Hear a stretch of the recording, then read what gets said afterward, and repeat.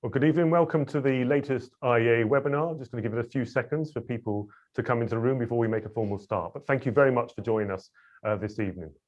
I've just been told I should start. So anyway, good evening from London and welcome to the latest Institute of Economic Affairs Book Club event with me, Syed Kamall. I'm the Acting Academic and Research Director here at the IEA. I'm also a Professor of Politics and International Relations at St Mary's University in Twickenham. Now, tonight, I'm delighted to be joined by a very good friend of mine, Mustafa Akyol, who I think for him is the afternoon in DC. He's a senior fellow at the Cato Institute and an opinion writer for the New York Times. This evening, we'll be discussing his latest book, Reopening Muslim Minds, A Return to Reason, Freedom and Tolerance. I had the pleasure of reading it over the weekend, and it was a fantastic book. So I hope I don't sound too sycophantic here. Before I introduce Mustafa formally, please allow me to talk you through the format for today. This discussion will be recorded, and we will be recording the Q&A session. I think we're legally obliged to tell you this. All guests watching on Zoom will be on mute during the duration of the webinar to ensure that our discussion can proceed without any interruption. What we'll do is begin with a short discussion between Mustafa and myself, probably 20 minutes to maybe up to 30 minutes about him and his latest book, after which I'll open the floor to questions and answers with the audience. Please feel free to put your questions in as soon as you are inspired to write a question. Don't feel that you have to wait until the end of the discussion, but please put them into the Q&A box, which you should find at the bottom of your screen. Please don't use a chat box for that. The chat box you should use if you want to share any relevant links. Maybe Mustafa himself might want to share some links, or my colleagues, or if there's particular issues that you're facing, technical issues such as that. But also, if you don't ask a question, feel free to upvote the other questions, especially if we've got more questions than time allows. We can do it in a very democratic way. Well, the ones at the top of the league, as it were, will be put to Mustafa. Also, if you're shy and you want to ask a question, but you want to do it anonymously, this option is available to you too. Please, as I said, please feel free to chat with us, but please use the Q&A function as only for your questions. So now to our guest speaker. Mustafa Akyol is a senior fellow at the Cato Institute Center for Global Liberty and Prosperity in Washington, DC, where he focuses on the intersection of public policy, Islam, and modernity. He's the author of a few books, Islam Without Extremes, A Muslim Case for Liberty. He also wrote The Islamic Jesus, How the King of Jews Became a Prophet of the Muslims. He's also been a contributing opinion writer for the New York Times, covering politics and religion in the Muslim world. Before that, he was a journalist in Turkey and appeared on many media outlets. Mustafa, thank you very much for joining us. Assalamu alaikum and Eid Mubarak. I hope it's not too late to wish you that. Let's start off. I've only given a potted history of you, but I always find your own history interesting and how you, came to be a sort of opinion writer and talk about Islam and liberty. So why don't you tell us a bit about yourself? You're an opinion writer for a couple of Turkish newspapers, and then I think on one of your biographies you say, until they were co-opted, purged, and transformed by the powers that be. Why don't you tell us a bit about that? Sure, and alaikum salam and Eid Mubarak, even if belatedly, but still very apt. Thank you so much, Saeed. And you and I are good old friends, and it's good to always catch up in one side or the other side of the Atlantic. And I'm glad for IEA for hosting me today on my new book.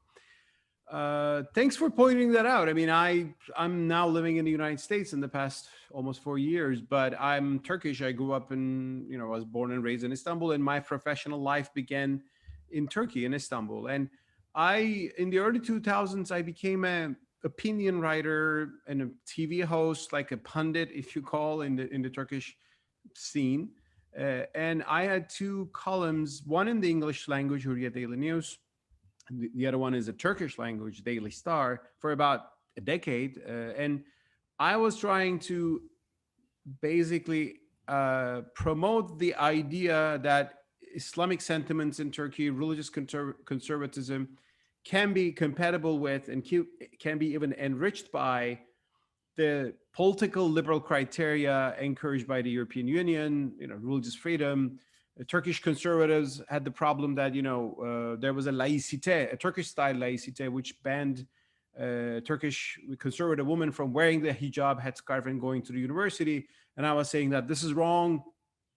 We need freedom for both the headscarf and the miniskirt, let individuals decide upon their lives. And this is not actually real, secularism and so on and so forth. So I've written a lot about religion and public life, and I was broadly supportive of the Justice and Development Party, then led by Erdogan, in the early 2000s, when they were making reforms and peace with the Kurds, and a lot of things were happening.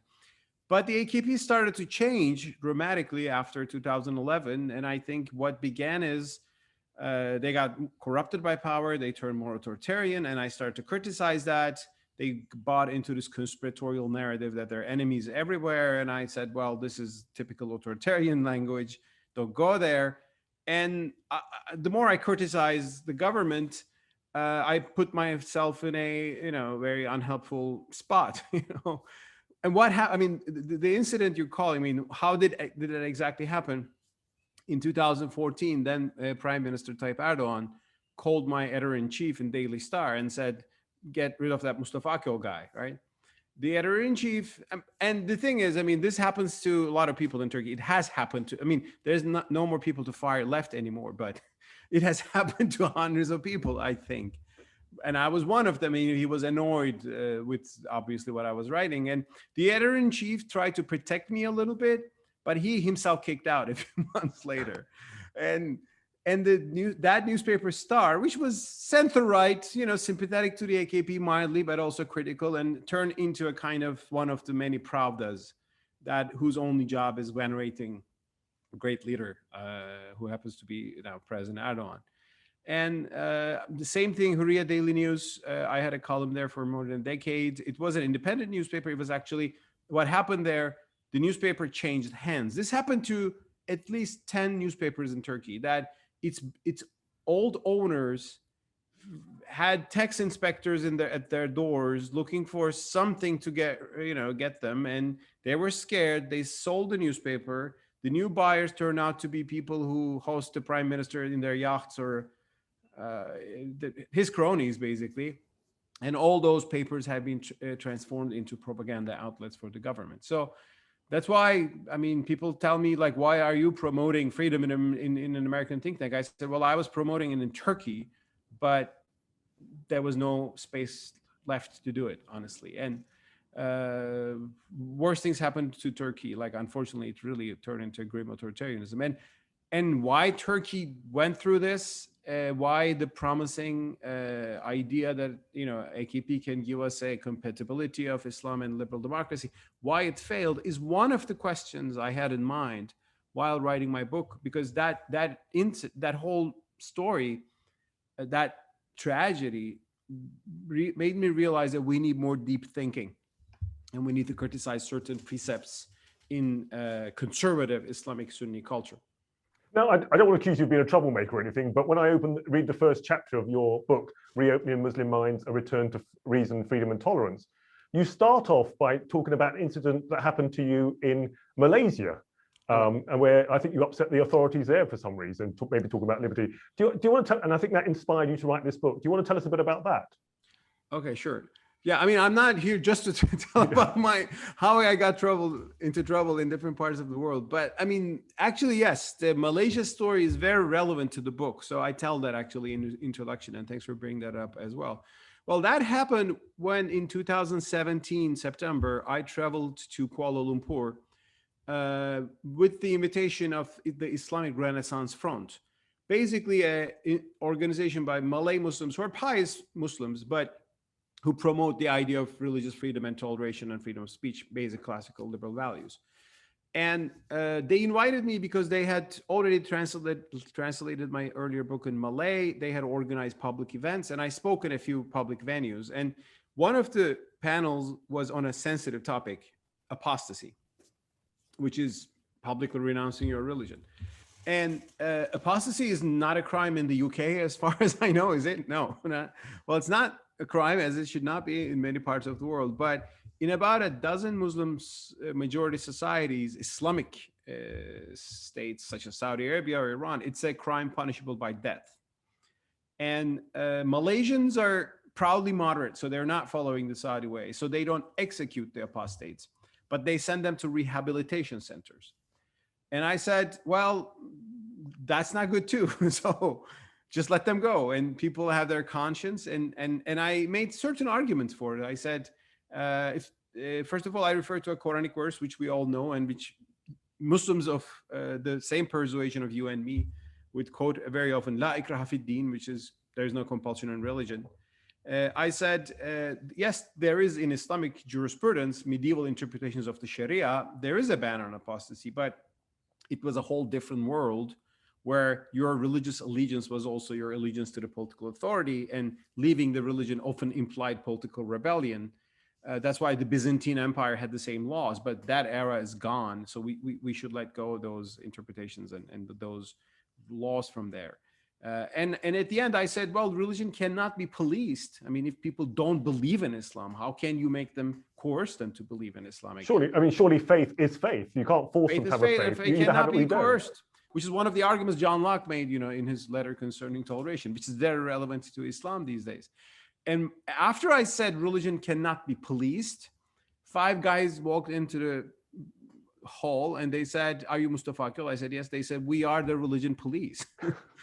and I mean, they showed me their identity badge cards, and their job is religion enforcement officer. So I was basically challenging the job of the whole institution. So they questioned me that night, let me go that night, but next morning they summoned me, and when I didn't go, they released an arrest order. So I was arrested at the airport in Kuala Lumpur. They charged me, and they said, you taught Islam without getting permission from the state, which means you'll be in jail for 2 years and this much money. And so it was a serious thing. Luckily, my father has some important friends in Turkey, like former President Abdullah Gül, who actually represents the good old days of AKP, the EU-oriented AKP, he was pushed aside later. But President Gül, former President Gül, thanks to him, he called the Sultan of Malaysia. Wow. And the Sultan advisor says something to the court, which ultimately allowed me to get rid. And I was lucky. I mean, people go through much darker experiences in sometimes in situations like that. So I was let go, but they banned my book, which we then released at the Cato Institute website, free for download in the Malay language. We're not giving up. But I use this incident to show that, hey, listen, fellow Muslims, we have a problem here. Not all across the Muslim world. I mean, there are countries like Bosnia Herzegovina that are fully free. I mean, it's not that the whole Muslim world is like this, but in certain countries, there are authoritarian regimes or sometimes popular movements that really do not respect what we would call religious freedom today, or freedom of speech. That's why harsh blasphemy laws in Pakistan and apostasy laws and religious policing. And in my new book, what I try to do is I say, okay, I admit the problem. I'm not going to say there's no problem, but I say these problems can be dealt with. Christianity had similar issues, even worse ones, before the Enlightenment. I mean, in the 16th, that's why John Locke was trying to advance the idea of a neutral, government, and that heretics should not be persecuted, which was a very novel idea at the time.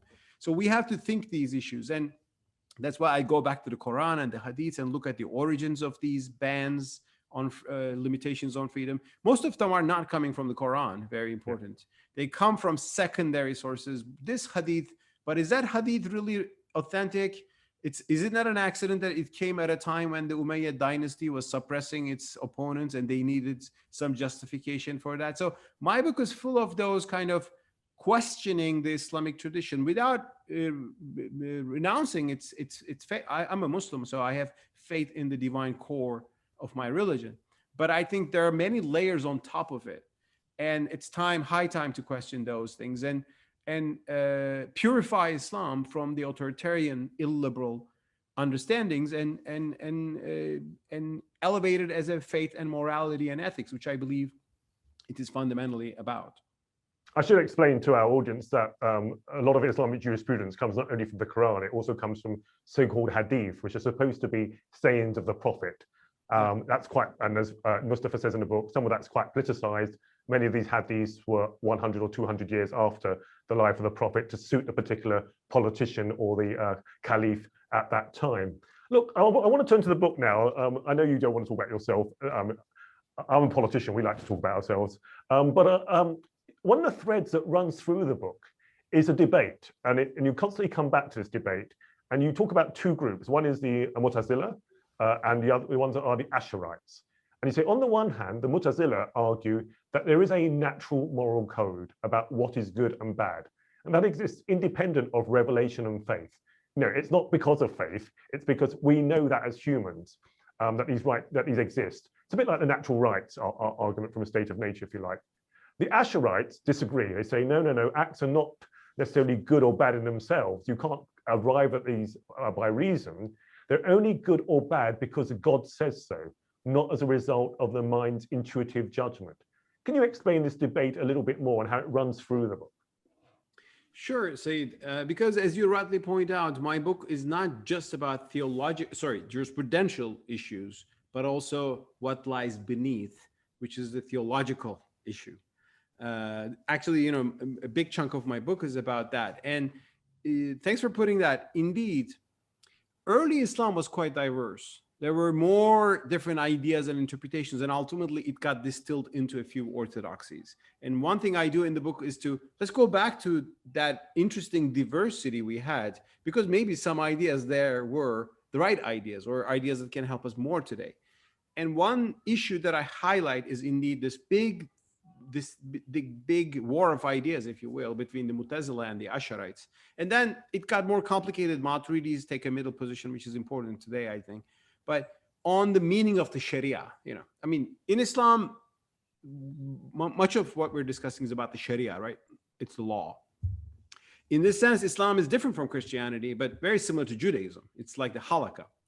And of course, in Judaism, halakha and the state got disentangled 2,000 years ago because of political conditions. Jews lost their state and became minorities, persecuted often minorities.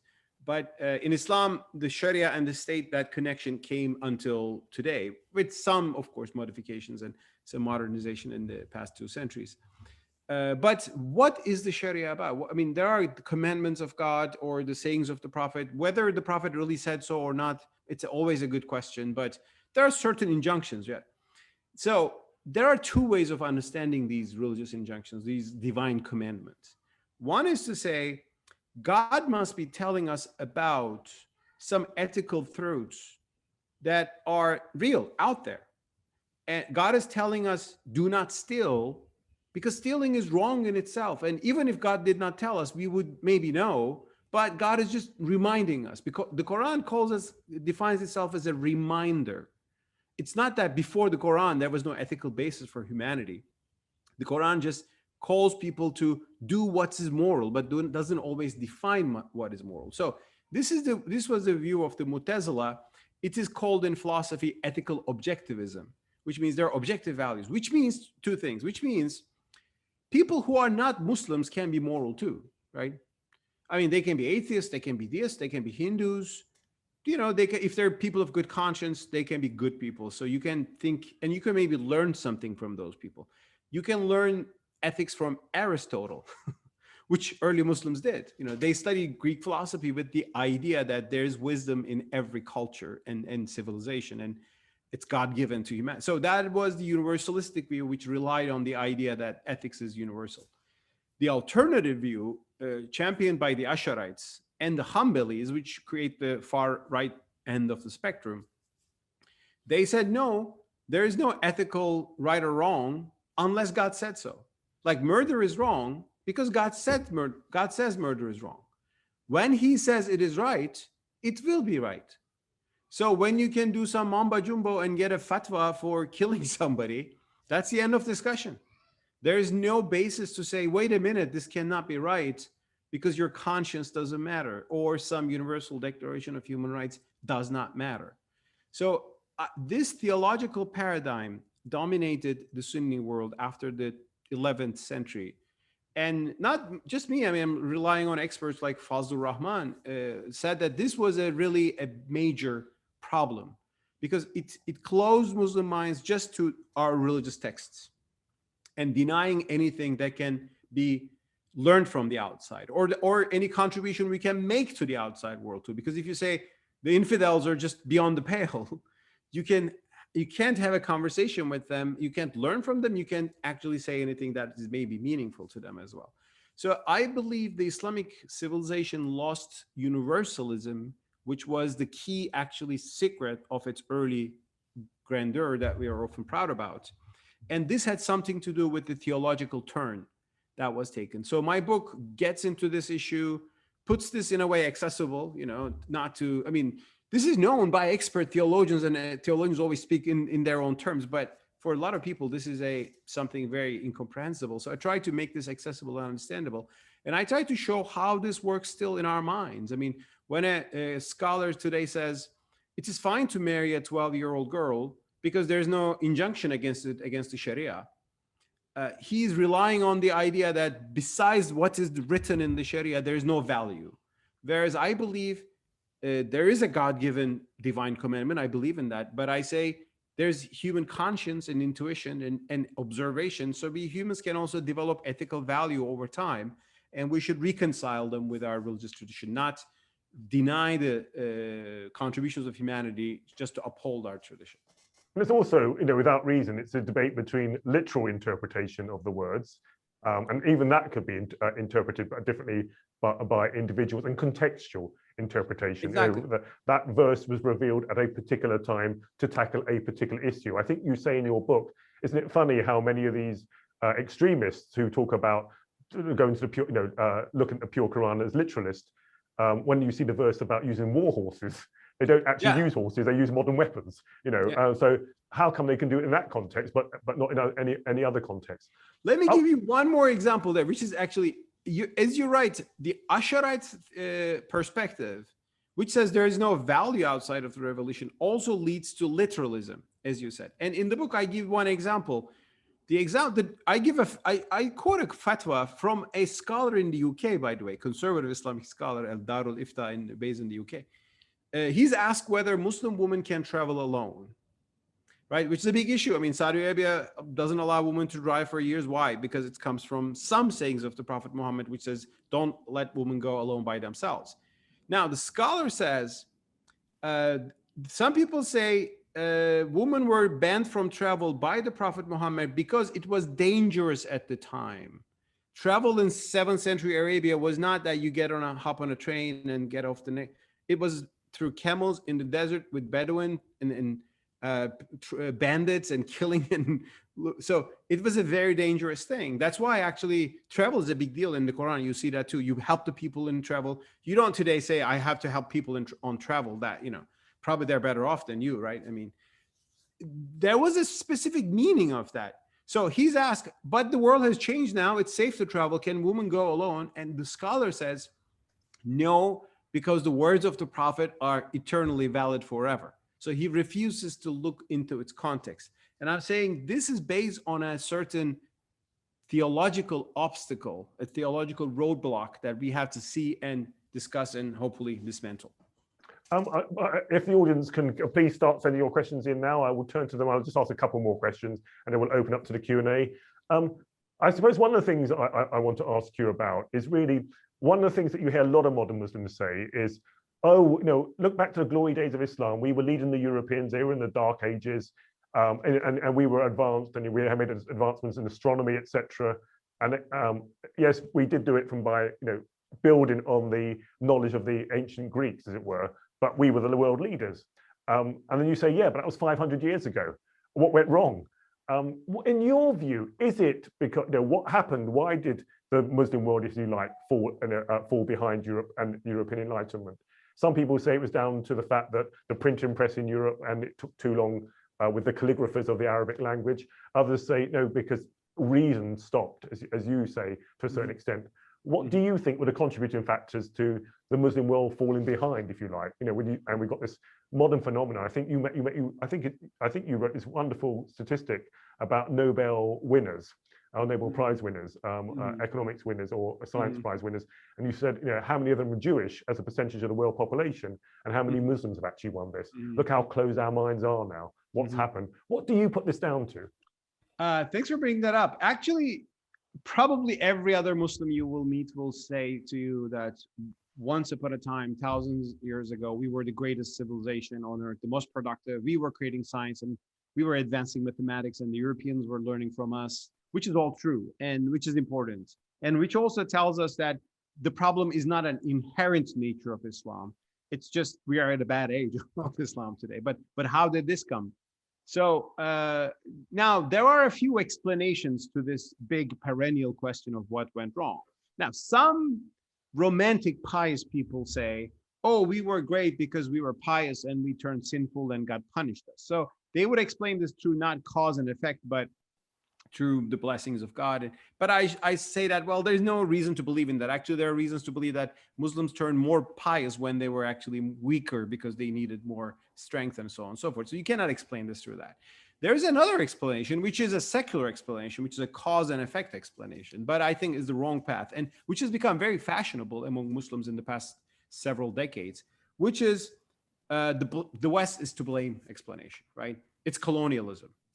And that also comes with even a reflex saying that even it is even wrong to ask this question. This question itself is Orientalist. You know, it is kind of thinking and judging the Muslims in Western terms and so on and so forth. Yeah. Now, I respect the feeling behind this reflex, but I think this is just another wrong turn. Yes, colonialism has been destructive for the Muslim world. In Algeria, the French did horrible things for 130 years, and we have all the right to condemn colonialism. But this still doesn't explain to us today that even in post-colonial countries, even if countries that were never colonized, by the way, at all, we have deeply illiberal interpretations of Islam that are not that don't accept individual freedom or freedom of religion, or that are not really scientific in its approach, that do not accept gender rights and so on and so forth. My understanding is that there were things that started to go wrong in the Muslim world. A stagnation has taken place in the Muslim world, and that has related with the theological turn that I'm speaking about. And that stagnation disallowed the Muslim world from creating its own modernity. And when modernity came from the West, especially with a colonial ambition, which was wrong and destructive, Muslims turned even more insular and sometimes reactive, and we're still going through this drama. And I would criticize a lot of things in Western foreign policy towards the Muslim world: support for dictators, colonial heritage, the occupation of Iraq. So there are a million things I would criticize in Western attitudes towards Muslims today. But I would be also very critical of pointing this problems in the Western approach as the only problem, and that otherwise we Muslims are perfect. And to criticize ourselves and to ask if we made a mistake is Orientalism in itself. So I think that's another wrong approach, a wrong paradigm. And I see this every day. I mean, when you say, why do we have religious freedom issues? Oh, this is Orientalism. Well, no, religious freedom is a value.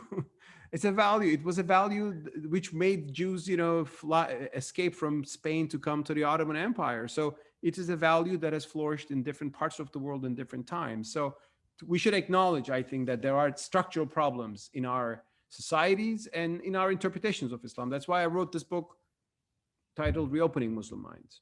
Well, I see a few questions are starting to arrive in the Q&A. What I'm going to do is ask you one last question, but also point out a couple of links in the chat function.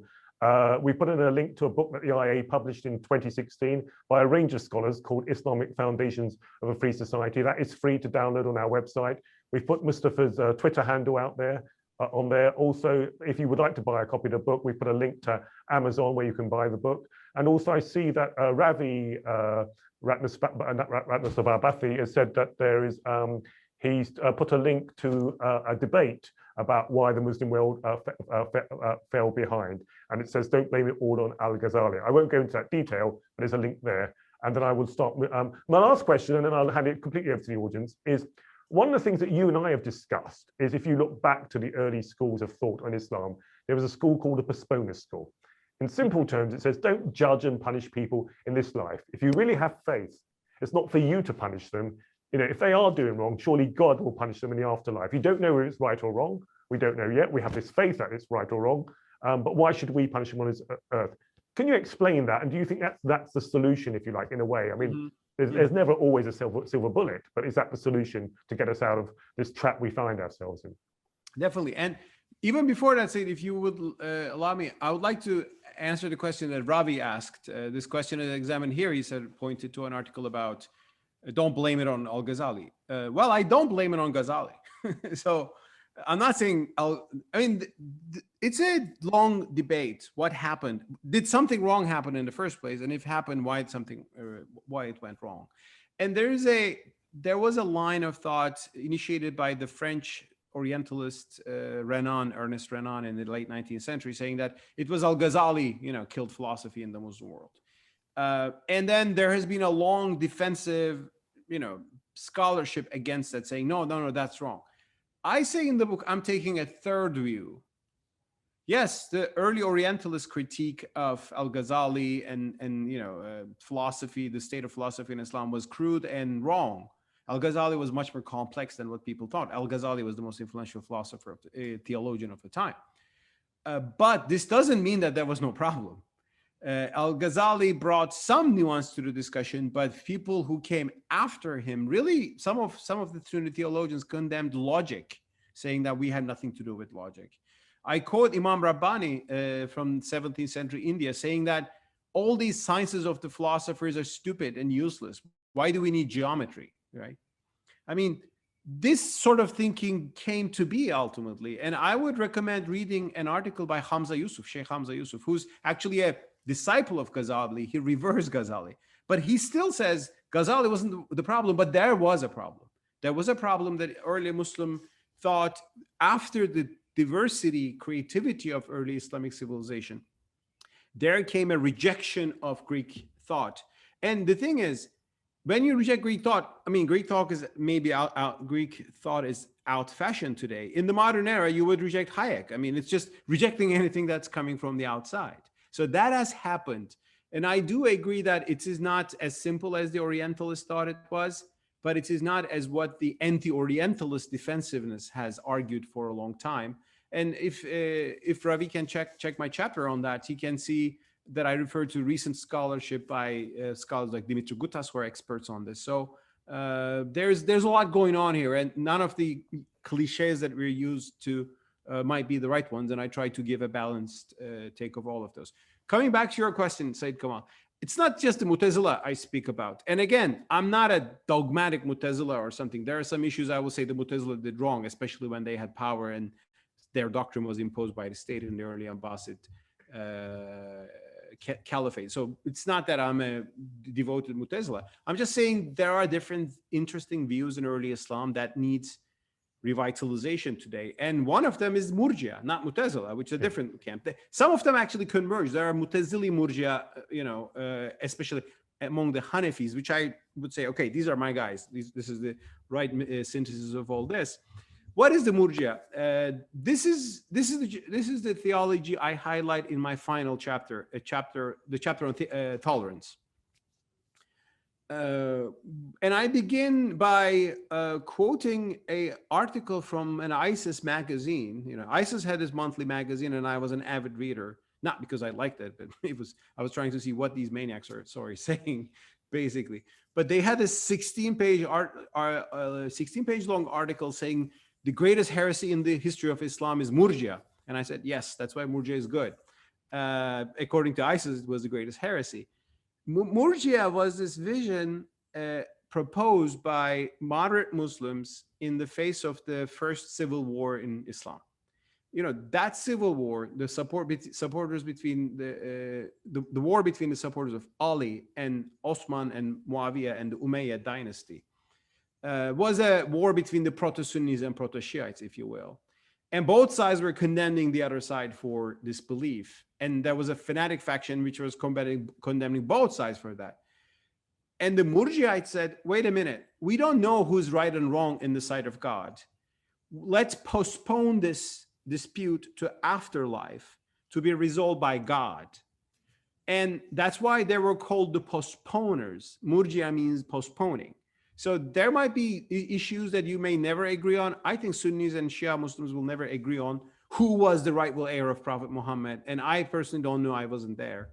But I say, let's postpone this and let's treat each other as fellow Muslims and fellow human beings with equal rights. Yeah. Which doesn't happen in Iran, which doesn't happen in Saudi Arabia, which doesn't happen in Pakistan. So Murjia vision, and I also showed in my book how the Murjia vision has some parallels to some Enlightenment thinking. Lessing's Nathan the Wise has a very interesting vision, very similar to the Murjia. John Locke says certain things. He says it is up to God to judge whose doctrine is ultimately between the Arminians and the Calvinists or other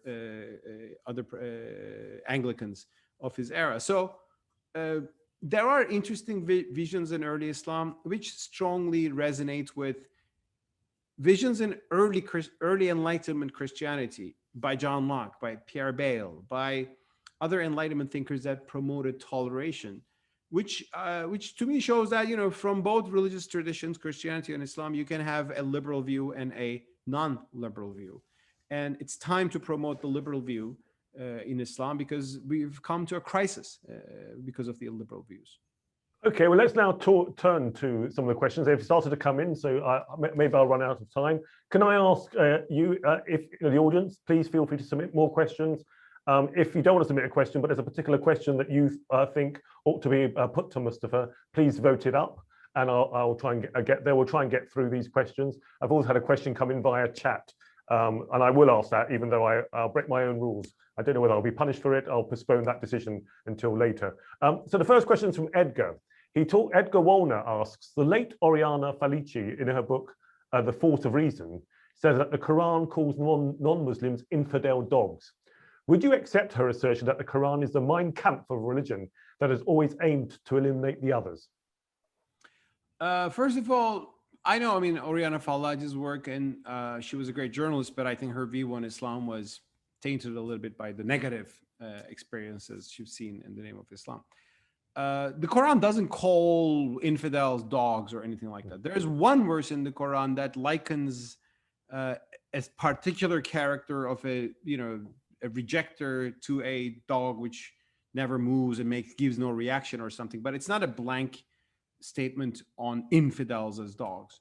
The Quran has verses also that actually honors non-Muslims, in particular Jews, Christians, and Sabians, which are mentioned in one verse. It says those who believe in God and do good deeds, either they're believers, that means Muslims, or Jews, or Christians, or Sabians. And Sabians were disputed, but community at the time, maybe Zoroastrians. He said, the Quran says they will be all saved. They will basically go to heaven. So there are universalistic views in the Quran about God created humanity in different tribes and nations so they can know each other. Now, there are passages of wrath against the infidels too. I'll admit that. Not the dog statement, but yes, go and attack the infidels. Fight the unbelievers. It is there. But read the Old Testament. You will see harsher passages. And the question is, who are those infidels? There's the famous verse 9:5, Surah Al-Tawbah 5, which says, once the forbidden ones are passed, find the polytheists and kill the polytheists wherever you find them. Who were these polytheists? Is it my Buddhist neighbor? No, it was a commandment given to a specific context at a specific time. Early Muslims were at war with the pagans of Mecca until the end of Prophet Muhammad's career. Why they were at war? Because Muslims initially just wanted to preach monotheism in Mecca, and the Meccan pagans didn't allow them to do that. They persecuted them. They killed some of them. So they had to flee, and then their properties were looted, and they had several battles to basically survive. So there are passages in the Quran about fighting the infidels. This is not non-Muslims universally. This is just those people in that context. There are some verses about some Jewish tribes, Prophet Muhammad had first a deal with, but then the deal was broken, and there are some battles there.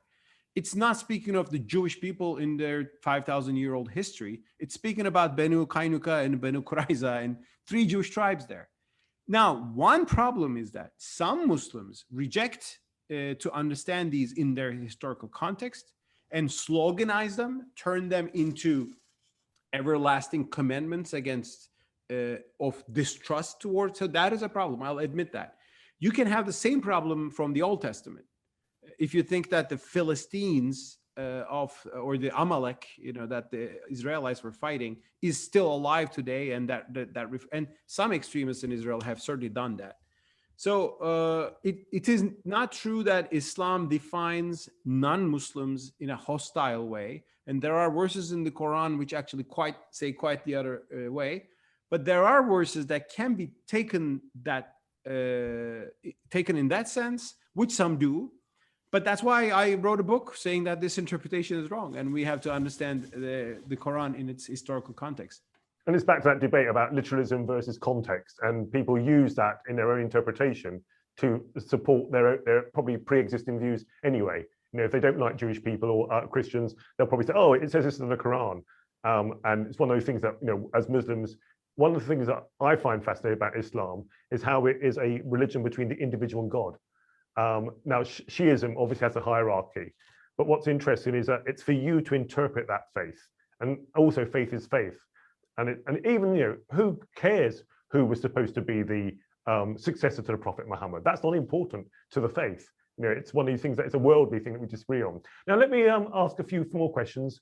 I'm sorry, I didn't realize so many questions would have come in. Otherwise, I would have stopped asking earlier on. We've got a question from Raheel Raza, who is, thank you for joining us, Raheel. Malcolm Pearson, Lord Pearson, was very keen for you to join us tonight. I know he's been discussing many of these issues with you.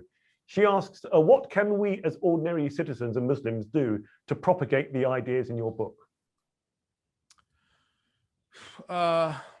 Well, you can read my book and suggest to some people so they can read it as well. Thank you so much. That's very generous and kind point. Well, I mean, I wrote this book so that Muslims around the world who are interested in this issue and who do see that there are issues what we have to resolve can have a source that is accessible, that is based on recent scholarship, but that is open to anybody, and have a conversation about this. I mean, a Malaysian politician a few days ago was saying on Twitter that we should have workshops on this book.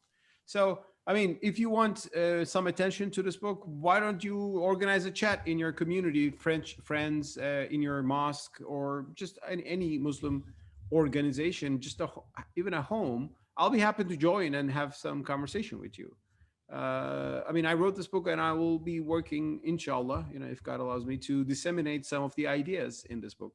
And some of them are suggestions. Others are like, I'm saying we have to get rid of blasphemy and apostasy laws. I mean, there's no way around this. Others are like historical discussions about what really went wrong. And I'm just showing some perspectives there. Again, there might be different scholarly views there. But I think we Muslims have this difficult challenge of, on the one hand, resisting the unfair accusations and hatred of the Islamophobes and really fascist forces that have emerged, unfortunately, in the Western world. People like Geert Wilders in Holland, who says, you know, let's ban Quran and expel all Muslims. So we have the duty to and the right to stand up against those discriminatory voices. On the other hand, we have honestly issues that we have to figure out. Probably all religions have honestly issues that have to figure out, but now in Islam, it's really at a burning stage. I mean, Christians had to figure out a lot of things. Should we burn heretics at the stake or not? Well, this was a good question among Christians.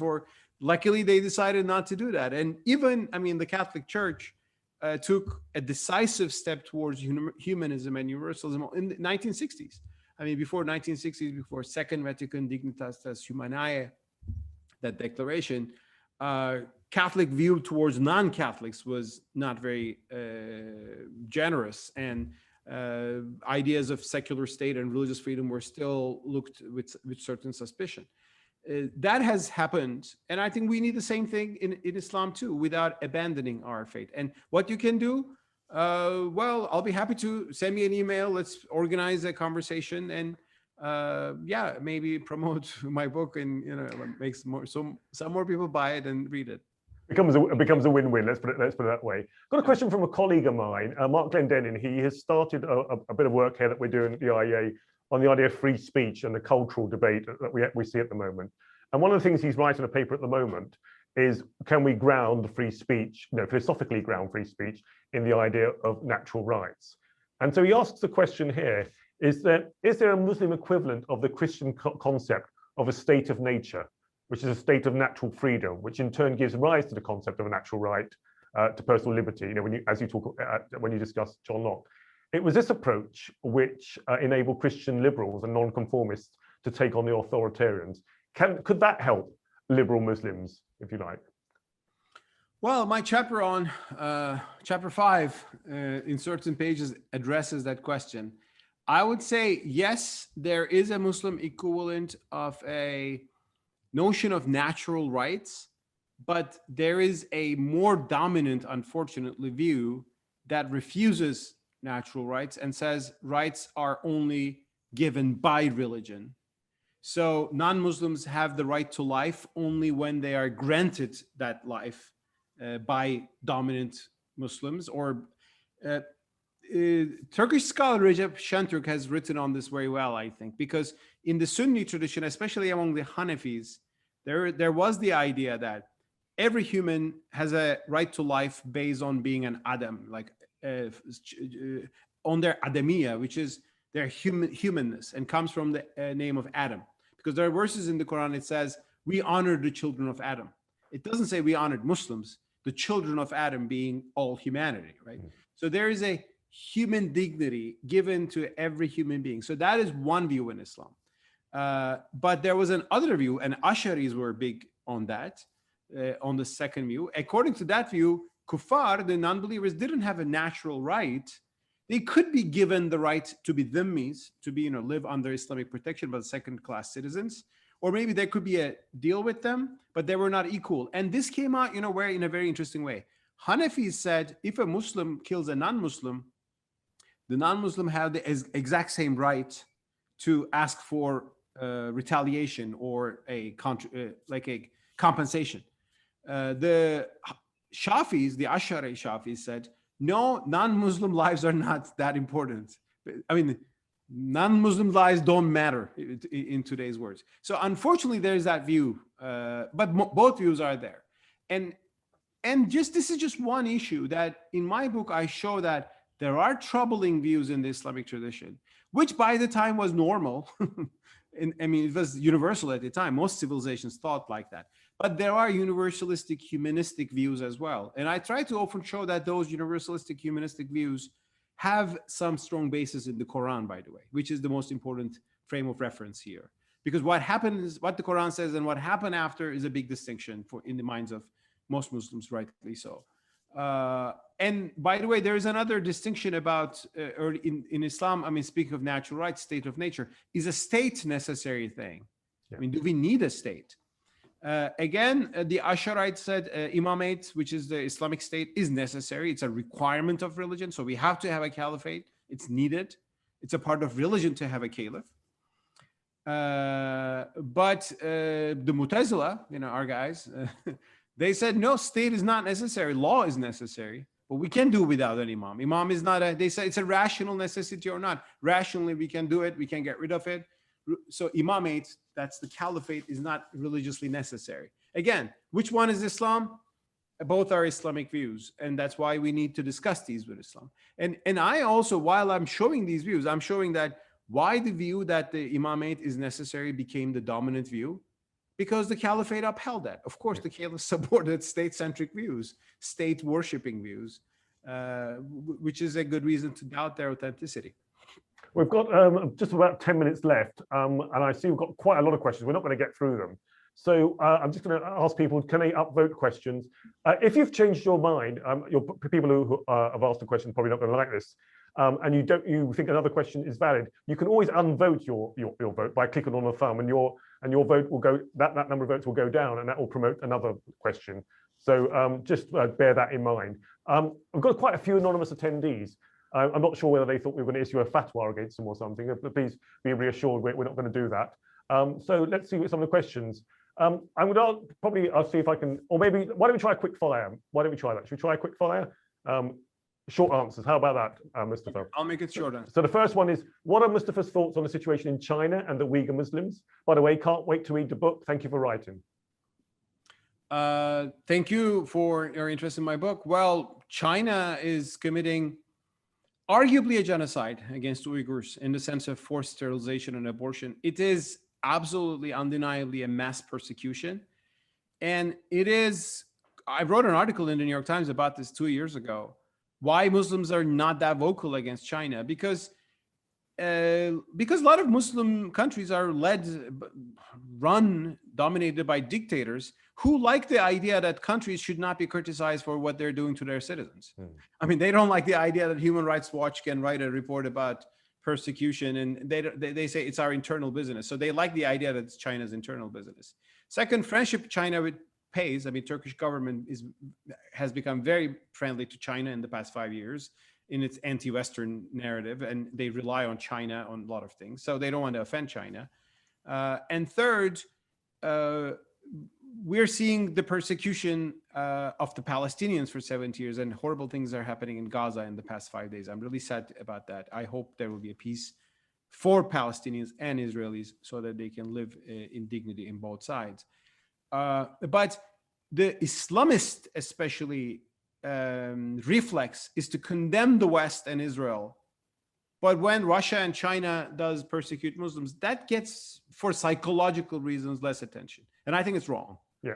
I mean, we should condemn any persecution of Muslims, or in any innocent. By the way, any persecution of non-Muslims by Muslims too should be.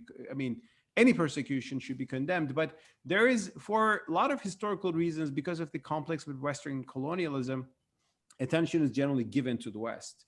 Whereas I think the human rights violations by China and Russia against Muslim populations in Central Asia and now in Xinjiang and in the Middle East too. I mean, who's to blame for the carnage in Syria? I blame Russia more than anybody else, and Iran, by the way. So there is a lack of enough condemnation against China there, unfortunately. So I'm very much with the Uyghurs, and I condemn Chinese totalitarianism. And also, we Muslims should see what's the difference between a free society and a totalitarian society. See what happens when Islamophobia comes in a totalitarian society. That's what China is. Okay, I know some people are going to get annoyed with me, the anonymous attendees, but what I'm going to do is try to see the people who put their name forward and actually decided not to be anonymous. I'm going to ask their questions. So the first question is from Alinda Whetstone. She says, I'm on the board of an organization called Islam and Liberty Network. Thank you very much, Linda. I should explain, we co-founded that originally as the Istanbul Network for Liberty, and it's now been renamed by the Islam and Liberty Network. And it says, Linda says, the mission is to explore and promote the Muslim case for freedom. What would your advice be about the strategies that might help that organization exist? First of all, good to hear from Linda, a great old friend. And Linda, also, yes, I'm actually on the team of the Islam and Liberty Network for a long time, and our friend Ali Salman has been doing great work with support of Linda and others. What is the right strategy? Well, let's clarify what freedom is. I mean, when you say freedom, a lot of Muslims still, or liberalism, which is even a dirtier word, a lot of Muslims understand it as like lack of piety, giving up on religion. When you say freedom, it means like you will not be pious anymore. You will not be fasting in Ramadan. We should clarify that freedom is mainly a political ideal. It means you can be pious as you want. You can wear the niqab. You can be the most pious Muslim in the world, and that is your freedom. That's wonderful. It just means you will not impose that on another fellow Muslim, or you will not persecute the infidels or quote unquote heretics. And that is the only way to live in peace. So we should make this clear that this is a political ideal. It's not anything that is disrespectful to religion. It's just to put religion on a sphere of free choice and conviction, which is the only genuine voice. Second, we should show the cost of the lack of freedom. Why do we have authoritarian regimes in the Muslim world? Why do we have mosques being bombed by a guy named who yells Allahu Akbar while killing innocent Muslims there? Because he can't tolerate the fact that they're Shiites or Ahmadis and so on and so forth. And also, coerced piety leads to hypocrisy. It doesn't lead to genuine Islam. It leads to ex-Muslims. I mean, there's a huge wave of apostasy in the world of Islam today. Iran is the #1 producer of ex-Muslims. Why? People who are angry at the state get angry at Islam as well. So it's not even good for, I'm not saying every person who becomes an ex-Muslim happens because of some experience, but those experiences play a big role. So we should show what this really means and why this is valuable. And it is in the interests of Muslims and the faith itself to embrace freedom, not because some Western policymaker wants that for his own desires and so on and so forth. And one more thing, we should keep freedom high in the West so we don't cause whataboutism. Whenever the France takes steps to ban hijab or minimize, sends police to check burkini on their beaches, the response I get from the Islamists is, oh, is this the freedom you're speaking about? They don't allow us, our sisters and to dress up according to their beliefs and so on and so forth. We should keep the freedom bar high in the West for Muslims as well. So the West is still an example, but not a source of whataboutism. Okay, Mustafa, I'm going to see if you can take two questions. I'm not sure whether we're going to do that, and I'm trying to link them, but I have to admit I'm contriving to link them. So the question from both Ravi and from Ian Emsley. First of all, Ravi asks, and Ravi, thank you very much for the link that you put into the chat as well. What role has Saudi Arabia played in spreading the intolerant school of Islam, the Wahhabi school? I think that's a massive subject. We could do a whole webinar on that, but see if you can touch on that. And Ian talks about a slightly different angle. He said his understanding of the flourishing of Islamic universalism was in the early medieval period, well before colonialism really took off. How do Muslim writers who blame the European colonialism for Islamic decline, some of them are actually Wahhabis themselves, justify this belief? Just because, I'm sorry? Sorry, how do they justify this? How do they justify this argument that they make that it's colonialism that stopped the Islam spreading and the universalism? Actually, what Ian is saying is that the flourishing of Islamic universalism was in the early medieval period, well before European colonialism. Well, I mean, there is a huge discussion on whether a decline happened in Islam after the 12th, 13th century. Of course, there's the Ottoman episode, which was an episode of grandeur, but I agree with it's not simple. This is a huge historical topic. And some people say there are even texts that we didn't get into, some manuscripts. I understand that. But I agree with my colleague and friend, Ahmed Kuru, who recently wrote a book saying that, yes, there is some decline, at least a stagnation. And you see this. I mean, Ibn Khaldun says, all the heretics are silent, so people don't need philosophy anymore.